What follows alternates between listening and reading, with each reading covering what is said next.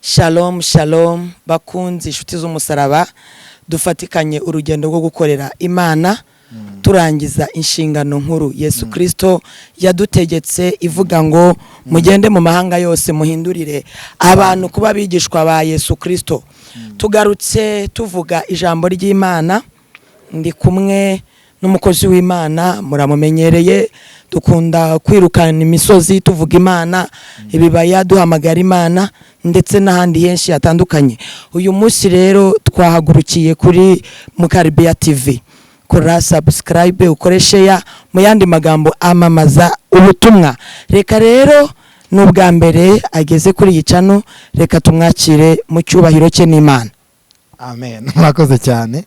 Amazina nitwa Rukundo Emmanuel, ndi umuvuga butumwa bwiza ijambo ry'Imana, ndakijijwe sengera mu itorero rya ADPR. Uyu munsi ninge tugiye kubana mu ijambo ry'Imana kandi turi kufatikanyije hamwe n'umubyeyi wanjye ujye unyubaka mu buzima ndetse no mu mwuka. Imana ibaho umugisha, nshumbitse hano i Kigali Nyamirambo niho nshumbitse. Imana iduhana umugisha kandi turabishimiye cyane.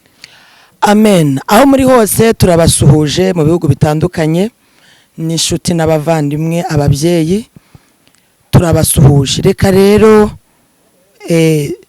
ntabwo tuje nk'abantu baje mu bundi buryo budasanzwe, ahubwo tuje kugira ngo duhugurane, tubwizanye ukuri nk'uko Imana ishaka. Mu yandi magambo dusasa inzobe, dushaka ikintu cyakora ku mutima w'Imana.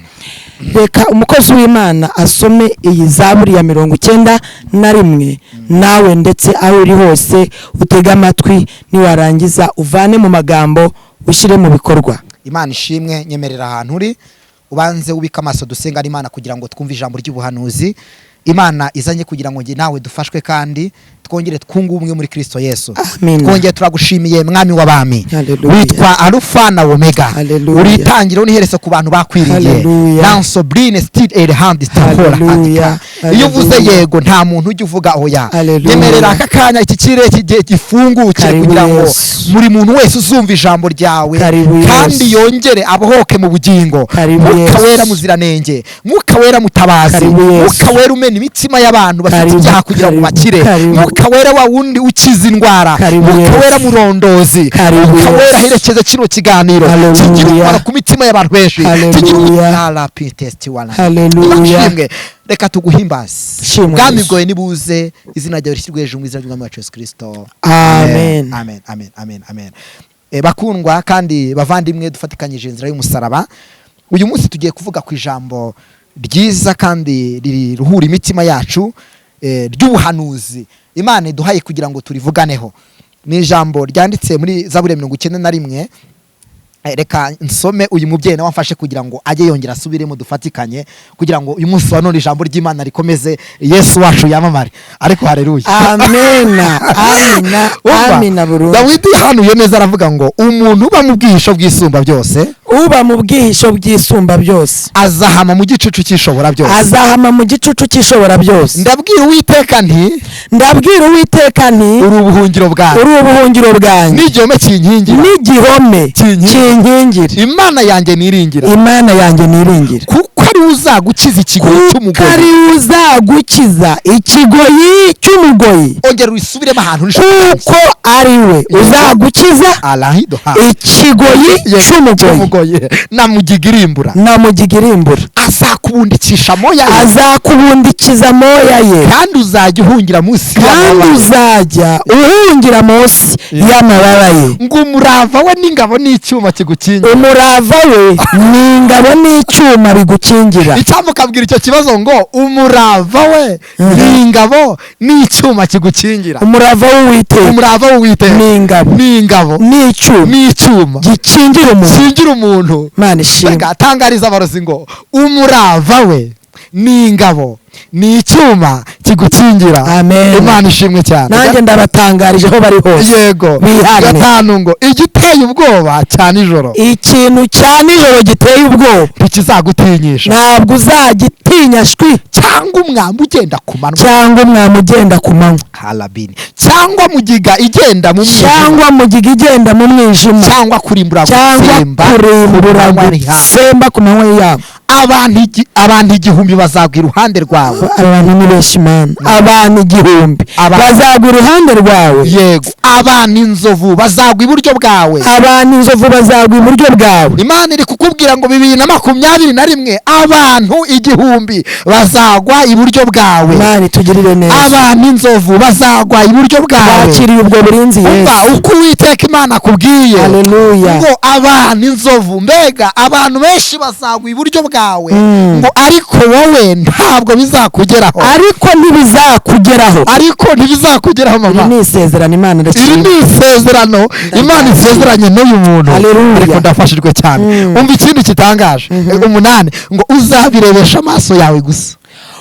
Uzabirebesha amaso yawe gusa. Ubona ibihembo by'abanyabyaha. Ye baba we, ubona ibihembo by'abanyabyaha. Ngo kuko ari we buhungiro bwanjye Uwiteka ni we buhungiro bwawe. Ahantu reka mbatsindagire cyane. Umva uyu muntu urwaye uri kudukurikira, umva bwira ubwo burwayi ngo Uwiteka ni bo buhungiro bwawe. Imana ishimwe. Bwira ikibazo cyose ufite mu ijambo ry'ubuhanuzi. Uwiteka ni we buhungiro bwawe. Tangariza intambara uri kurwana nazo. Uzibwire ngo Uwiteka ni we buhungiro bwawe. Tangariza bari kukurwanya, ubabwire ngo navumbuye ibanga. Uwiteka ni we buhungiro. Ubuhungiro bwacu ni Yesu. Amina. Ni we buhungiro bwawe. Amina. Amina. Ngo wagira isumba byose ubuturo. Uwite uri ubuturo bwanjye rata. Nakugize ubuturo bwanjye. Buri wese abyumve. Nawe akugira ubuturo. Imana ishimwe. 10 ngo nuko nta kibi kizakugeraho. Nta kibi. Ntari kizakuza. Nashwe nta barozi. Nuko ibintu bimeze. Nta stress. Nta bakurwanya. Nta bagutera umutwe. Nta bakwangiza mu bitekerezo. Umva nta kibi. N'abadusebya ku social media nta kibi kizatuzaho. Iri ni isezerano. Bikomeye. Uwiteka asezeranye nawe. 2021 2022 2023 uba mu bwihisho. Amina. Kandi nta cyago kizegera ihema ryawe. Amatangazo kuko azagutegekera abamarayika be ngo bakurindire mu nzira zawe zose.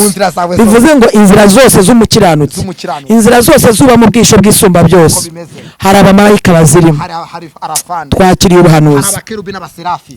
Hari abamarayika bakurinze. Yesu ubabaye, ariko reka tubwire ijambo Imana itubwiye ngo umuntu uri mu bwisho bw'isumba byose. Ntabwo mbizi, ntabwo nzi igihe umaranye ikibazo, ntabwo nzi igihe umaranye ikigeragezo, ntabwo nzi igihe kwa muganga bakwandikiye. Haleluya. Gupfa guhari Yesu ni roho Imana izagira ijambo ngo umuntu uba mu bwihisho bw'isumba byose azahama mu gicucu cy'ishubura byose. Ndabwira Uwiteka ubuhungiro bwawe. Uri igihome kinkingira ku manywa na nijoro. Abantu inzovu, abantu ibihumbi bazagwa iburyo bwawe, ariko weho ntabwo bizakugeraho. Akira kutagerwaho n'iby'Imana idashaka ko bikugeraho. Imana ishimwe. Testimony kitalaba yasine mo dai baiko ben stance menimo bande wa asiwe ni man kiatastai. Imana ishimwe. Kandi umva gitangaje, ibyica abandi uyu muntu we ntabwo bizamwica. Ibiteye ubwoba abandi kandi ari mu bwihisho, kubera ko ari mu bwihisho bw'isumba byose. Yego. We iri kwica abandi we ntibizamwica. Ariko misiyo ni uguhamamo. Shuti mukundwa, hama mu bwihisho, hama muri iyo nguge, hama aho ngaho. Uwiteka kugirire neza. Ibi ni ubuhanuzi. Iri ni ijambo ry'ubuhanuzi bw'imyaka 3. Ubwo ni 2.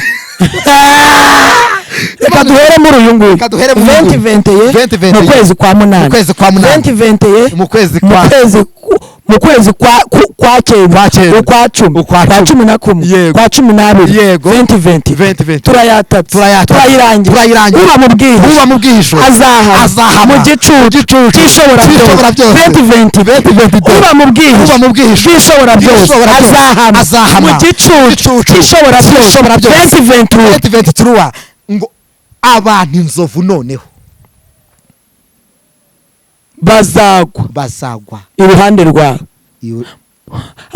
aho imbere aho ngaho ariko ntibizakugeraho mfasha gato n'imbaraga ki umva kakari reka nkongorera umva se ndongeye ndakwemeye mana ariko ndongeye ndakwemeye mana haleluya ndongeye ndakwemeye mana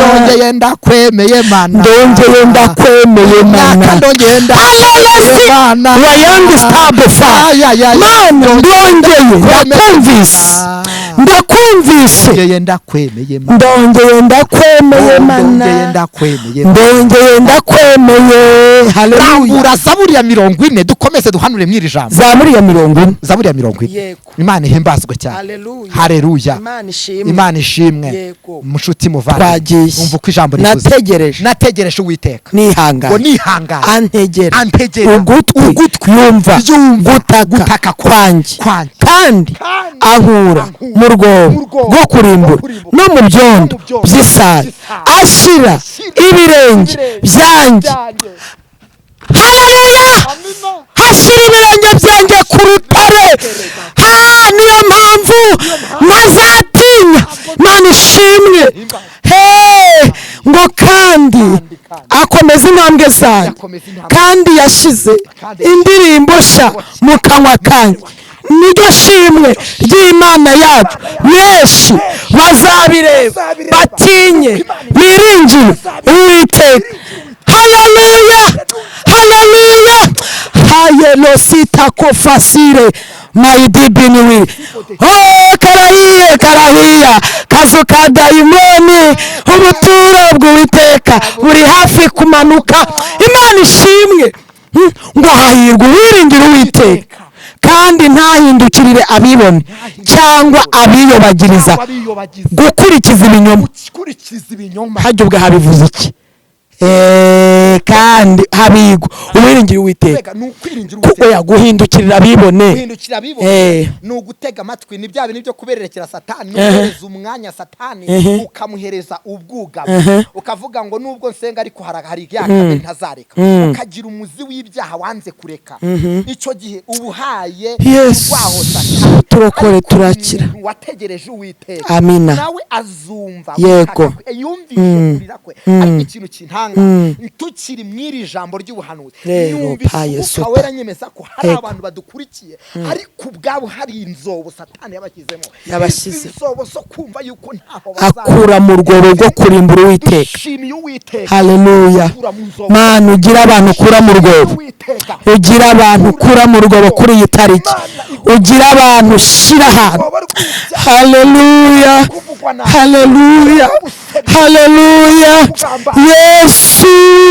Yesu mwana w'Imana w'intama va mu rwobo mu izina rya Yesu haleluya haye koti sabori kiridimanda ngo Uwiteka Mana yanjye imirimo itangaza wakoze ni myinshi kandi ibyo utekereza kutugirira nabyo ni byinshi ntihariho uwagereranywa nawe nabasha kubyatura no kubirondora byaruta ubwinshi ibyo ushoboye kubara ibitambo n'amaturo y'ifu n'ubyishimira amatwi yanjye urayazibushye ibitambo byokeje n'ibitambo by'ibyaha niwabishatse Imana ishimwe ibitambo twatura ntabwo ari byo Uwiteka ashaka umutima Imana ishimwe Yesu we ndafashijwe ariko kandi hari naho nsinzwe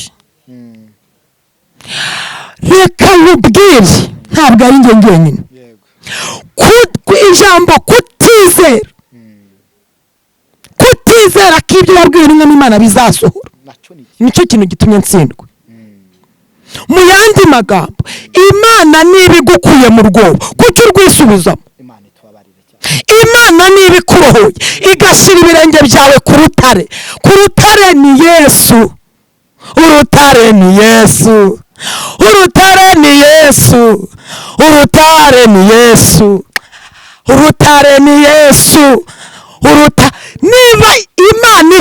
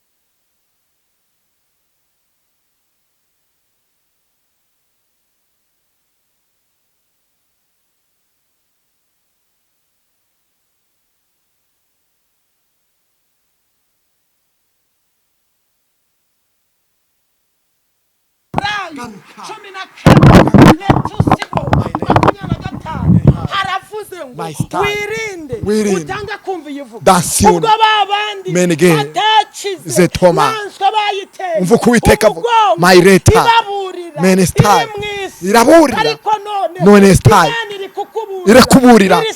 irekuburira irivugana nawe irikuvugana nawe garukira Imana hasigaye rimwe meneketa jomene gukuraho ibinyeganyezo. Imana ishimwe, Imana iturengere, Imana idutabare. Mwene data hasigaye rimwe, Imana ikanyeganyeza, hasigaye rimwe, Imana ikanyeganyeza. Urahirwa niba uri mu bwihisho, Imana ibaha umugisha.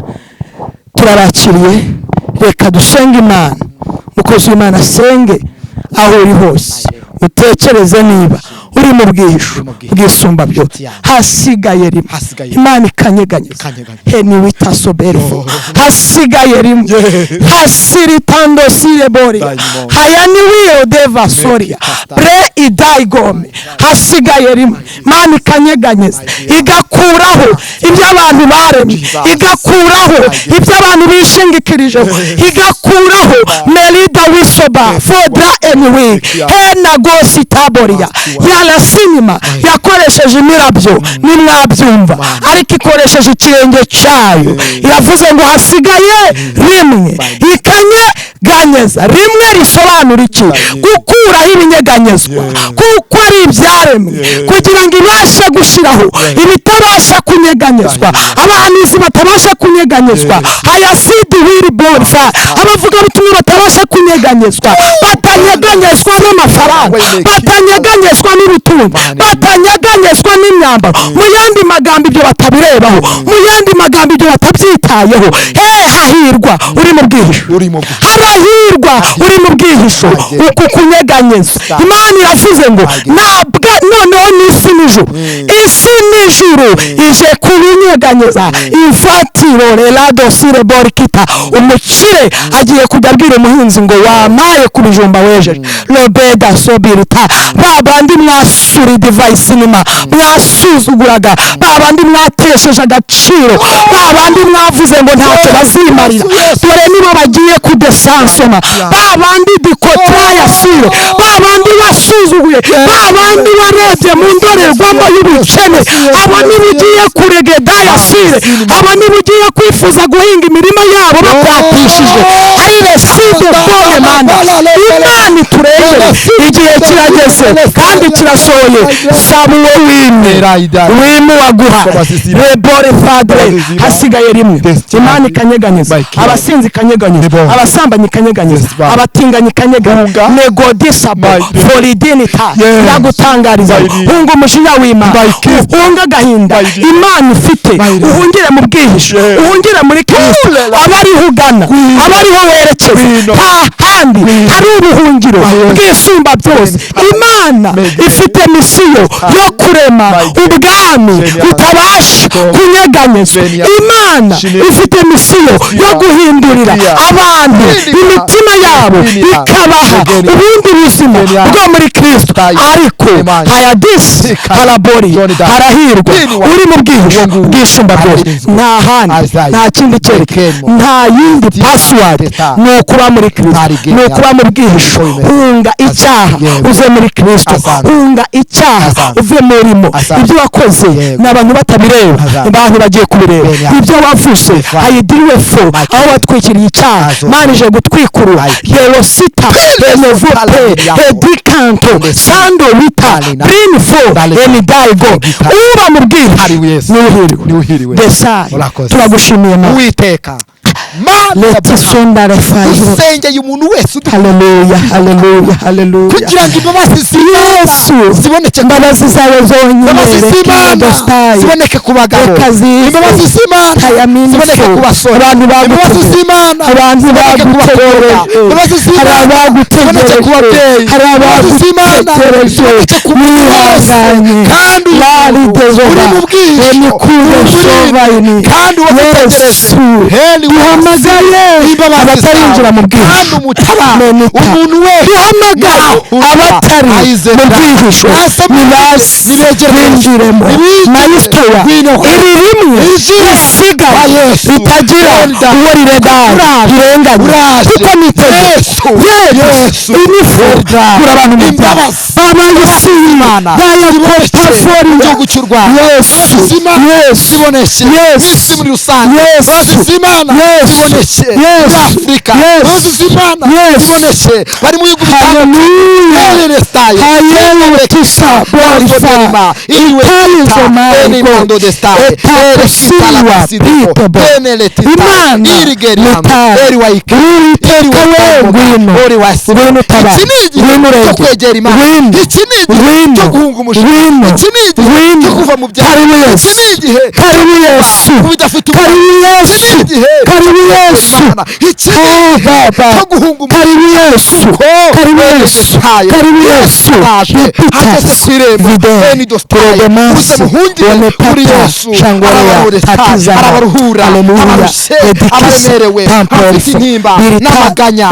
Uhawe andi mahirwe yo kwihana, andi mahirwe yo kwegera Imana, andi mahirwe yo kumva Imana. Amahoro, umugisha, kumva Imana ikije abarwayi, kumva Imana ikije abarushye, kumva Imana ikojeje abaruta, kumva Imana ikusheho, kumva Imana itanze ibyutse, kumva Imana itanze agakiza. Muze muhungire kwa Yesu kandi arabagira neza. Amahoro n'umugisha bibane namwe. Shalom. Kwa Yesu dufite ubutware, dufite ubushobozi, iyo twizeye amagambo ye uko yayatubwiye.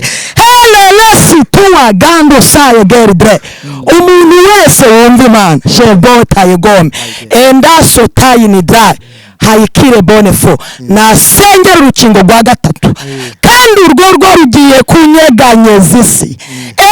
Leta bisonfarigo urukingo rimwe, urwa kabiri ndetse n'urwa gatatu, kandi urwo de brefostai abazagumva bazagira umutima uhagaze. Henita yazo mini foda liboria helelesia.